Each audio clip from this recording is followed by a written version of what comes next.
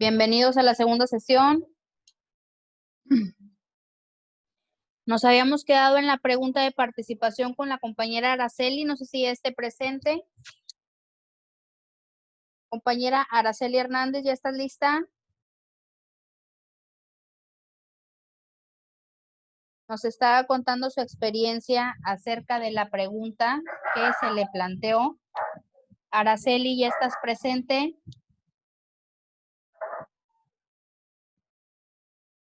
Araceli. Al parecer todavía no entra, maestra. Todavía no se incorpora. Sí, es cierto. Bueno, nada más le faltaba a la compañera explicarnos el hecho de por qué somos capaces, perdón, de sentir miedo, ¿sí? O sea, hay que comprender de antemano que el miedo es un sentimiento natural, es normal sentirlo, ¿sí? A veces en repetidas ocasiones podemos manifestarlo, ¿sí? Pero ¿por qué somos capaces de sentirlo? A ver, ya se nos incorporó. Todavía no.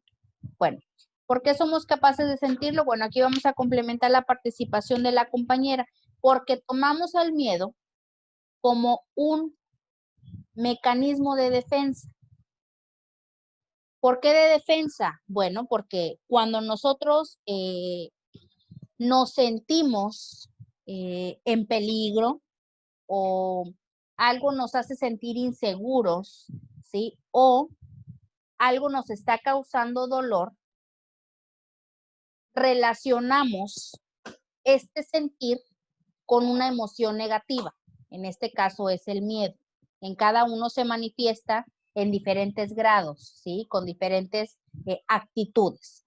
Pero en sí, ¿por qué somos capaces de sentir? Porque en automático, ¿verdad? O sea, inconscientemente lo tomamos como un mecanismo, ¿sí? O sea, como el hecho de tratar de a veces escapar, huir acerca de eso que temes, ¿sí? Entonces es una reacción completamente natural, ¿verdad? O sea, es muy normal, ¿ok? Entonces es un mecanismo de defensa que nos permite evadir o huir de aquello que tememos por naturaleza, ¿ok? Así complementamos la participación de la compañera. Bienvenidos a los que se acaban de incorporar. Ya está presente Araceli, ya está conectada. Araceli, ¿algo más que quieres complementar en tu participación o pasamos con la siguiente pregunta? Te faltaba nada más especificarnos, disculpa Araceli, ¿por qué somos capaces de sentir miedo? ¿Sí? ¿Por qué crees tú que nos pasa esto?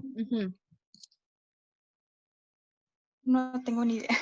No tienes idea. Bueno, antes de que te nos incorporaras, le comentaba a los compañeros, de hecho ya complementé tu respuesta. ¿Sí? Somos capaces de sentir miedo, de receptar esta emoción, ¿sí? Porque siempre buscamos, y aparte, pues es básico para nuestra supervivencia, buscar mecanismos de defensa, ¿sí? Entonces, este sentimiento, que aunque es negativo, lo transformamos, ¿sí? En el sentido en el que nos permite evadir, huir, diluir, disminuir, como lo quieran ver, aquello que nos está causando ese temor, esa inconformidad, ¿sí? Algunos puede manifestarse como desesperación, ¿verdad? Algo que no te deja sin escape, ¿verdad? Sin salida, etcétera. Por eso les digo, el miedo se manifiesta en diferentes dimensiones de acuerdo al temperamento, personalidad, carácter, pensamiento, ideologías, creencias del ser humano. O sea, cada uno es distinto, ¿sí? Por eso es justamente que somos capaces de sentir ese miedo. O sea, básicamente ese es como un mecanismo de defensa, ¿verdad? Muy bien. Segunda pregunta, tercera y cuarta, quedan libres. A ver, Martín Uriel. Martín, quisieras apoyarme con alguna, ¿cuál eliges? ¿La 2, la 3 o la 4? ¿Cuál te gusta? Yo elegiría la 3, maestra. La 3. ¿Cómo te fue posible? Estamos hablando de un mecanismo. Si tú quieres hablarme de un método científico, lo puedes hacer. Repito la pregunta. ¿Cómo te fue posible aprender el significado de una palabra? Bueno, yo a través de un maestro de la preparatoria aprendí un método que se llama Golden Fish o método del pez dorado. Método, permíteme, método del Pez dorado. pez dorado. Ok, a ver, platícanoslo, ese no lo significa- había escuchado. Que significa escribir en una hoja 10 palabras en español y después en inglés y su significado y una frase. Ok, Español, ok. inglés, la traducción y significado y la frase. Significado y frase. Y Y después así se aplicaba siempre. Ajá, ok. al día siguiente vas a volver a escribir 10 y 10 y cada día vas a ir aprendiendo 10 palabras nuevas. Ok. Obviamente tomaban de referencia, imagino yo, un tema o la clase o lo que se estuviera viendo en el Sí, momento. el tema de la clase. Ok, perfecto. Y a ti te funcionaba. Sí, a mí me funcionaba. Ok, bien. Bueno, el método más básico, el más común y recurrente para la mayoría del ser humano es investigar, ¿sí? Para poder aprender un concepto. Pero aquí el compañero, bien, yo no había tenido la oportunidad de conocer este método ni de trabajar con él, pero me suena a que sí funciona, da resultados, al compañero se los dio. Yo, por ejemplo, cuando estaba en la primaria, yo recuerdo que tenía una maestra que nos hacía, para podernos aprender el significado de una palabra, era, por ejemplo, escribir la palabra seguido del significado completo y así hacerlo en repetidas ocasiones, como tipo plana, ¿verdad? Nos asignaba tales repeticiones, no recuerdo bien si eran 15, eran 20, etcétera, ¿verdad? Y teníamos que hacerlo. Y yo recuerdo que nos funcionaba, al menos a mí, de acuerdo a mi capacidad intelectual, o sea, le funcionaba, ¿sí? Y lograba, pues prácticamente memorizar con base a esta técnica, tal concepto, ¿sí? O sea, obviamente era así como se enfocaba el método del pez dorado, ¿verdad? En un tema específicamente o lo que se estuviera viendo o lo que nos indicaban los libros de texto, ¿sí? Acerca de, pues, un nuevo tema o un nuevo concepto, ¿verdad? Bien. Muy bien, Martín, ya quedaste anotado. Queda libre pregunta 2 y pregunta 4. A ver, vamos a ver. Ariel levantó la mano. Muy bien, Ariel. Gracias por tu iniciativa. ¿Cuál quieres? El número 2. ¿La 2? Sí. Ok. ¿Cuál ha sido la experiencia más gratificante que has tenido y por qué?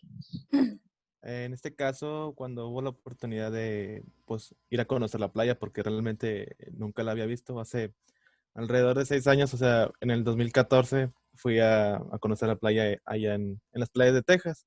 Ok. No, realmente yo sentí como una satisfacción porque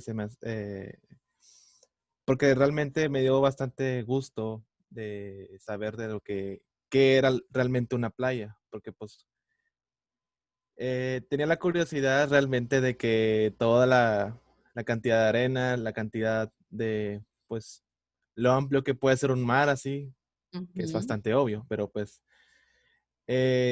cuando se tuvo esa oportunidad realmente pues sentí bastante satisfacción de que pude conocer por primera vez pues una Ujú. playa. Ok.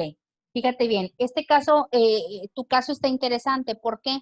Porque tenías, imagino yo, la percepción de lo que algún familiar te contaba, un amigo, lo que veías en internet, en la televisión, etcétera, ¿verdad? Acerca de este factor, ¿verdad? De este hecho sustancial material que es un lugar turístico, en este caso la playa, ¿verdad? Entonces dejaste la percepción a un lado para entrar al intelectualismo, en este caso el aprendizaje que te trajo consigo, ¿verdad? Eso que viviste, ¿sí? Por eso lo relacionamos con base a las vivencias y experiencias diarias, ¿sí? Entonces, algo tan sencillo, momentos tan mínimos, objetos tan insignificantes para algunos otros, te causaron a ti satisfacción y lo volviste significativo para tu vida, ¿sí? O sea, desde el hecho de sentir esa incertidumbre o curiosidad sobre saber cómo es la apariencia, por ejemplo, del agua en grandes dimensiones, la arena, como dices tú, sentir los rayos del sol y demás, o sea, toda esa experiencia, ¿verdad? Que te trae consigo vivir este momento. Y, o sea, crearlo a través de la percepción. Muy bien, Ariel, excelente, buena participación. Deyanira, estabas levantando la mano, dígame. ¿Quieres participar, Deyanira? Sí, maestra. Ok, adelante. ¿Quieres complementar la pregunta del compañero o pasamos a la 4?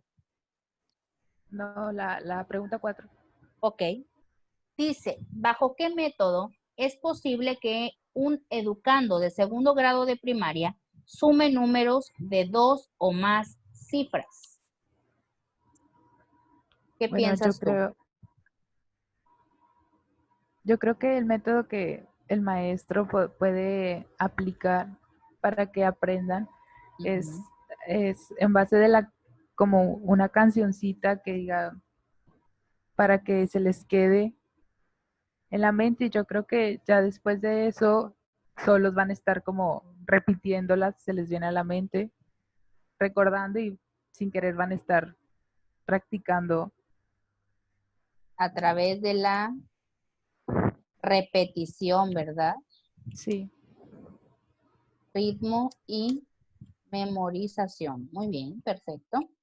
¿Tú consideras que ese puede ser un método factible, verdad? O sea, hay muchísimos. Hoy en día tenemos infinidad de material interactivo que podemos utilizar para, pues, complementar este tipo de metodologías didácticas, ¿verdad? Obviamente que se tiene que hacer un análisis previo acerca de el tipo de grupo y estilos de aprendizaje. De antemano ustedes ya lo saben a estas alturas, ¿verdad? Que te ha tocado, o sea, dependiendo el tipo de grupo y el ritmo de trabajo que conlleva o trae consigo de niveles anteriores cada estudiante, será el método que hay que elegir, ¿sí? O sea, hay infinidad. Este que tú mencionas es muy usual, por ejemplo, en preescolar, todavía en primer grado, segundo grado de primaria, encaja, ¿verdad?, a los estilos de aprendizaje de los estudiantes.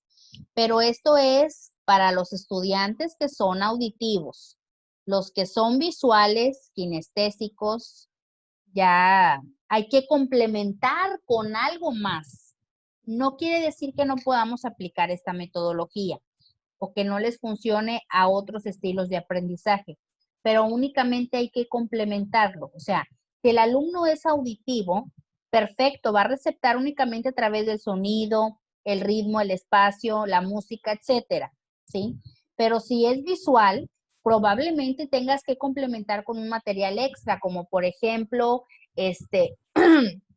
tener decorada el aula, hablando obviamente de la ambientación, si estamos hablando de las sumas, pues primeramente los números naturales, posteriormente unos breves ejemplos, ¿verdad? O sea, figuras de FOM y demás, o sea, el maestro de primaria es muy interactivo y es muy creativo, ¿sí? Incluidos los de preescolar. Entonces tenemos mucho material de donde utilizar. En el pizarrón incluso, pues, obviamente, escribir una operación básica sencilla y posterior irlo interactuando con la música, complementarlo y demás, ¿sí? O sea, hay que pensar en los diferentes alumnos que se te presentan en la clase.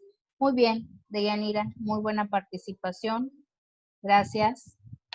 Continuamos.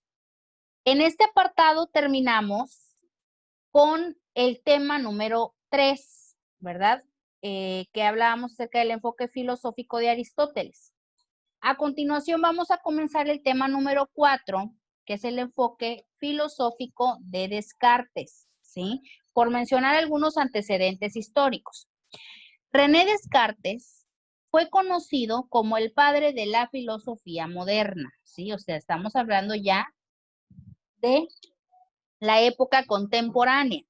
Nació en Suecia en el año de 1596 y murió en el año de 1650. Fue filósofo, también matemático y físico. Fue precursor del método racional, es decir, por primera vez en la historia se complementaba, ¿sí?, un método capaz de utilizar 100% la razón y dejar a un lado la percepción.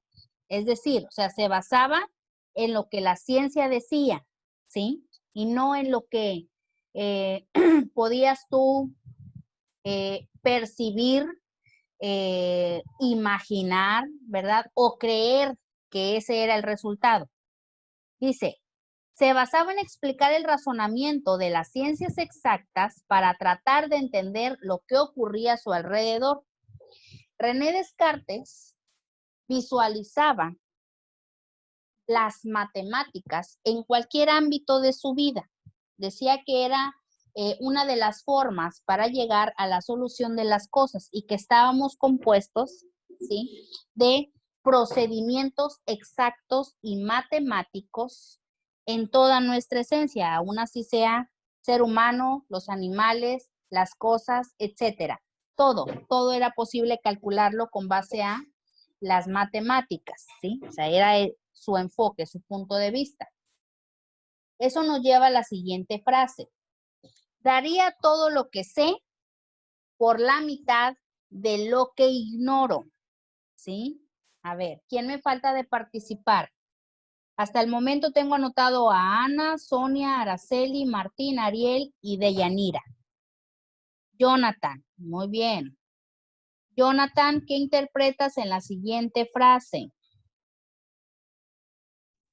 Bueno, yo considero que, o a lo que se refiere la frase, que es mucho más lo que ignoramos a lo que podemos saber en sí. Por decir, todo lo que yo sé es insignificante en comparación con lo que ignoramos, ya que nadie va a saber nunca todo. Exactamente. Muy bien, así es. Justamente le dice el clavo, ¿sí? O sea, es que, como decía también Aristóteles, o sea, a veces no se termina, o sea, no se termina nunca de aprender. Entonces, es más a veces tanto aquello que ignoramos, o sea, que ni siquiera nos imaginamos que pudiese existir o que pudiese ser posible, ¿verdad? A lo que sabemos. ¿Por qué? Porque el conocimiento es un mundo, por así decirlo, tan inmenso de aprendizaje, de saberes, de teorías, que pues imposible, ¿verdad? Llegar al límite del aprendizaje. Muy bien. Es mucho más lo que se ignora que lo que se sabe, ¿verdad? Perfecto. Así lo dejamos con la frase del compañero. Continuamos. Enfoque filosófico. Vamos a ver.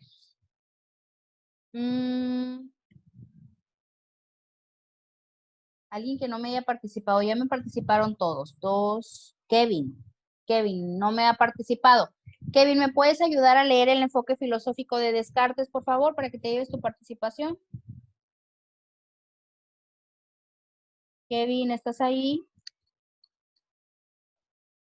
Kevin, ¿me puedes ayudar a leer, por favor? ¿Está dormido Kevin o qué pasa? Kevin. Bueno, ¿quién sabe qué estará haciendo Kevin? Válgame Dios. Kevin. ¿No? Bueno, lo borramos de la lista, no tiene participación. ¿Sí? Fíjense bien, Descartes se basó en las ciencias para darle una explicación racional a las cosas que ocurrían a su alrededor. Pero estas situaciones solía descomponerlas de acuerdo a la complejidad del problema. ¿Para qué? Para que pudiéramos entender mejor por qué pasaban las cosas. ¿Esto qué quiere decir? Desglosaba desde lo más comprendible, es decir, desde lo más elemental, lo más sencillo o simple, hasta lo más complejo, o aquellos momentos, significados, conceptos, palabras, etcétera, que se nos hacían más difíciles de comprender. Inclusive puso en duda sus propios conocimientos. ¿Por qué? Porque decía que como seres racionales, seres pensantes, teníamos la posibilidad de dudar de todo. Es decir, no creernos a la primera de todo lo que se nos decía, podíamos observar o podíamos inclusive investigar. Pero lo que en sí no podíamos dudar de la duda ya existente. ¿Por qué? Porque no puede haber una duda sobre otra duda. Simplemente es el hecho de dudar, no estar seguros de lo que se piensa o se sabe, para posterior adentrarnos a un proceso más profundo de conocimiento, ¿sí? Y darnos la oportunidad de hipotetizar, ¿por qué no? ¿Verdad? Y sustentar si lo que aprendimos en determinado momento es falso o es verdadero, ¿verdad? Dice, plantea la duda como una forma de pensamiento. ¿Por qué? Porque al dudar nos da la oportunidad de profundizar en nuestras ideas y a su vez pensar, pensar y pensar hasta que podamos deducir y llegar a un resultado. Entonces dice, así que dudar era pensar, y decía que no podíamos pensar sin existir. Es decir, cuando dudamos, eso nos lleva a pensar muchísimo más, a analizar.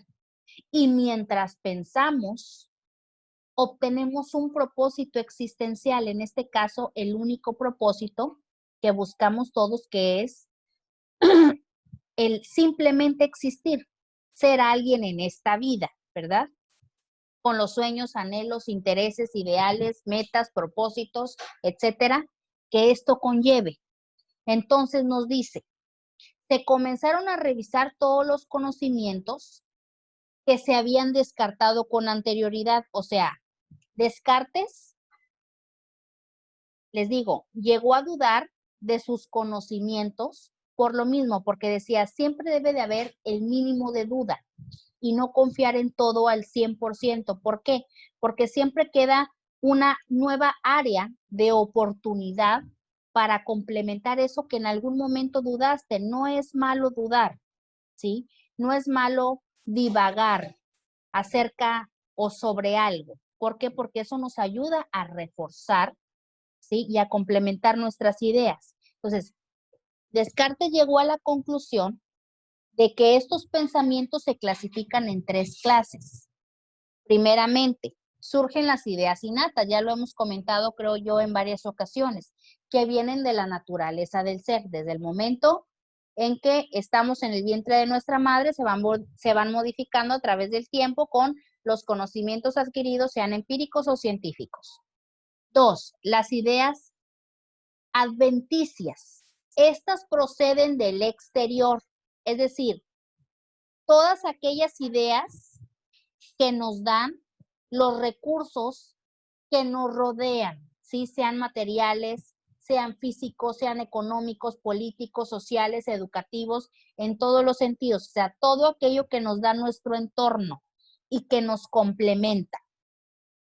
Número 3, las ideas ficticias, es decir, aquellas ideas o pensamientos que se van creando con base a las fantasías, ¿sí? Con base a lo inusual, con base a lo poco creíble, a lo poco convencional, ¿verdad? O sea, lo fuera de lo común. Entonces, yo creo que todos hemos tenido la posibilidad de crear en nuestra mente ideas que van fuera de lo usual, ¿verdad? Fuera de la realidad. ¿Por qué? Porque nos ayuda a imaginar, a fantasear, ¿sí? O sea, a crear ciertas ilusiones, que aunque algunas pueden ser falsas, otras verdaderas, pero al final de cuentas es parte de las habilidades de nuestro pensamiento. Dice, lo que nos hace poner en práctica un método científico para la solución de las cosas, ¿sí? O sea, ya estamos hablando de algo más sofisticado. Descartes decía que para llegar al entendimiento, la verdad y la justicia, teníamos que someternos, inclusive hoy en día lo hacemos, solamente que de forma inconsciente, ya ni nos damos cuenta. ¿Por qué? Porque ya estamos tan acostumbrados a pensar y actuar, ¿verdad? Que ni siquiera pensamos en el método científico que estamos aplicando. Entonces, la siguiente imagen me gustó bastante porque estamos aplicando el método científico inclusive desde antes de que nosotros tengamos el control de nuestras propias acciones, o sea, desde el simple hecho de ser bebés, ¿sí? Nos dice, cualquier niño conoce y aplica el método científico, pero antes de pasar a las explicaciones de las ilustraciones, quiero que recordemos que un método científico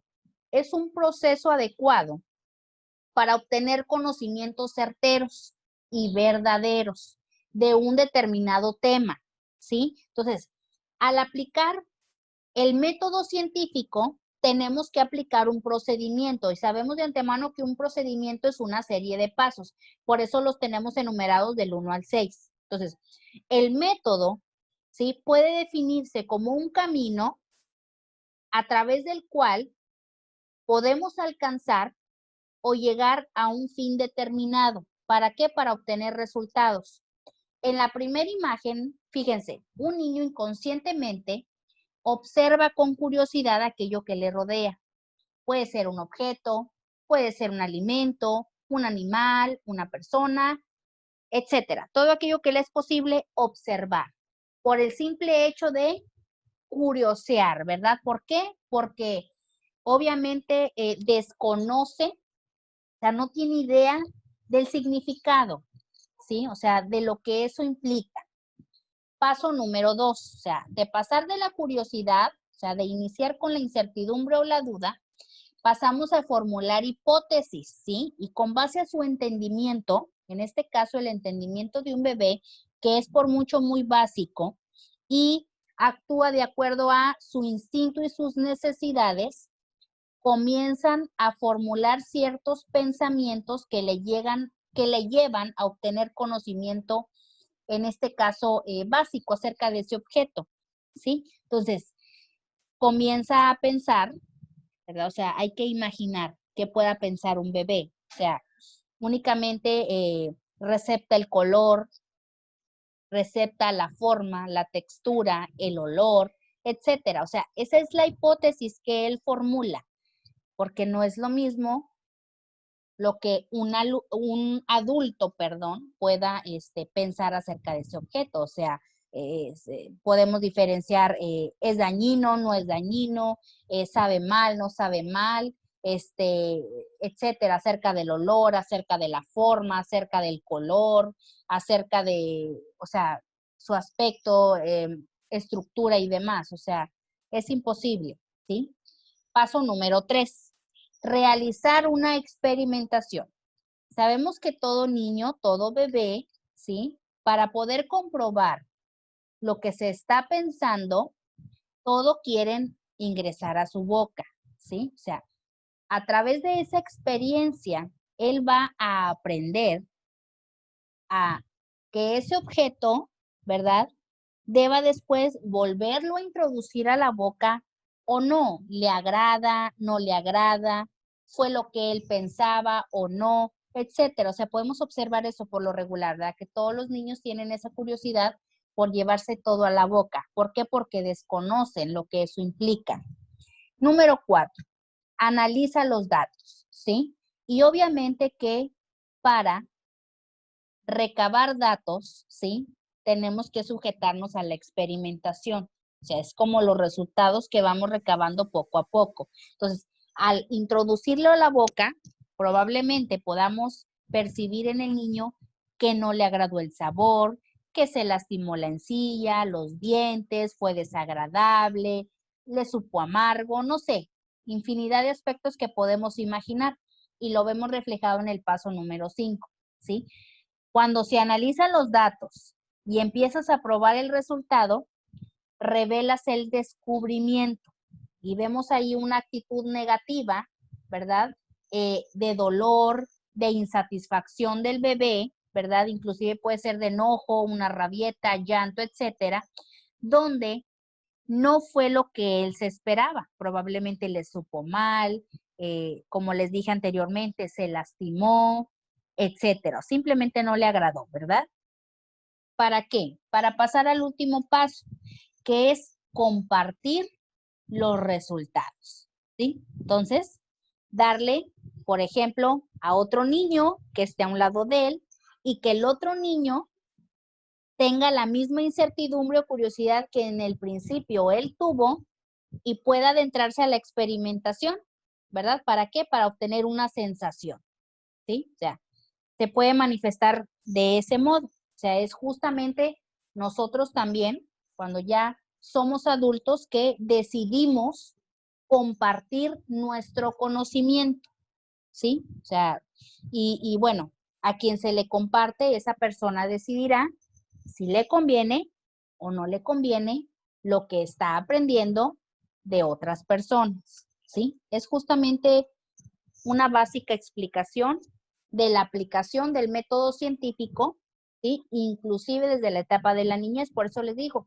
en diferentes episodios lo aplicamos e inconscientemente no nos damos cuenta que lo estamos llevando a cabo, pero por naturaleza del ser, pues lo ponemos en práctica, ¿verdad? Porque lo necesitamos para llegar a la resolución de una duda, de un problema, de un conflicto, etcétera. ¿Ok? Anótense por favor en el chat antes de que se nos acabe la sesión, si son tan amables. Anótense. Ya casi termina esta sesión. ¿Hay alguna duda con respecto a la aplicación del método científico? ¿Sí se entendió? A ver, vamos a ver. Vamos a aplicarlo en la vida diaria. Ya última participación, ya para cerrar con esta sesión. Nos quedan aproximadamente 7 minutos. Vamos a elegir, a ver quién sea el valiente. A ver, Ana. A ver, Ana. Con base al ejemplo que vemos de la aplicación del método científico en algo tan básico, o sea, esto es procedimental, perdón. En tu vida diaria, ¿puedes mencionarme un ejemplo donde aplicas el método científico para llegar a un resultado? ¿No lo puedes compartir, Ana, o te lo puedes imaginar? Bueno, pues pienso que puede ser, por ejemplo, cuando haces como que una receta, Ok, receta alguna de comida. cocina. Ok, Ajá. Entonces, por ejemplo, que ves una en Facebook y te da curiosidad de que a ver si te sale o así. excelente. Ya aplicaste el paso número 1. El paso número 2,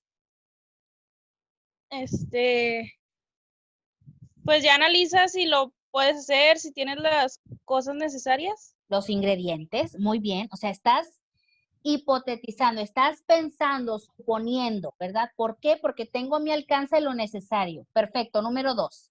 Ujú. Número 3, experimentación. ¿Cómo lo aplicas? Pues ya cuando lo estás haciendo, ¿no? Lo estás haciendo y comienzas como a querer comprobar, ¿verdad? Si el Sí, a resultado ver fue si. como te lo imaginaste. Sí, por eso es la Ajá. experimentación. O sea, es no solo sujetarse, sino también llevarlo a cabo y comprobarlo. ¿Ok? Paso número 4, análisis de datos. ¿Cómo lo aplicamos en ese caso? Pues puedes analizar si lo hiciste, o sea, pues ya con la experimentación vas viendo si lo hiciste tal y como decía en la receta.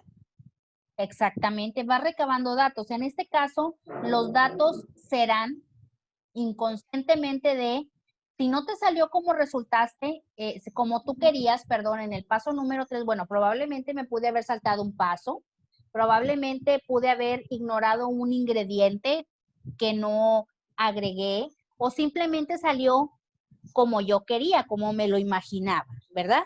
Ese es en el paso número 4. En el paso número 5, revelas el descubrimiento. Ya cuando está listo, pues verifica si te salió como lo esperabas. Bien, se empiezan a notar los resultados, ¿verdad? O sea, ya se está segura. No, pues sí me salió la receta. No, pues de plano no, me falló, etcétera, ¿verdad? Y número 6, comparte resultados. Es cuando ya como que compartes y aceptas de qué opiniones y todo eso. ¿Qué opina la demás gente? Bien, muy bien. O sea, en este caso, compartes, invitas de tu receta, ajá, muy bien, para que alguien más experimente y sienta y desde otra percepción o desde otro punto de vista distinto, ¿verdad? Te pueda decir si estuvo bien o estuvo mal, ¿verdad? Así de Sí. fácil. Muy bien, Ana. Buena participación. Perfecto. Bueno, ¿quedó alguna duda? ¿Comentario? ¿Algo que quieran agregar? ¿Todo bien? ¿Ya se anotaron todos en el chat? ¿Sí? Todo bien, maestro. Ok, perfecto. Bueno, nos quedan, bueno, según mi reloj, menos de 3 minutos. Vamos a cerrar sesión y continuamos ahorita en la siguiente con la segunda materia. ¿De acuerdo? Aprovechen el tiempo. Recuerden que por favor deben de estar haciendo anotaciones, ¿sí? Son individuales. Las anotaciones que se hayan hecho en esta primera, en la primera sesión y en esta segunda, ¿sí? Se entregan de la primera materia y posterior en la tercera sesión es independiente, ¿verdad? De la otra materia. ¿Ok? Muy bien. Cierro sesión y ahorita nos vemos.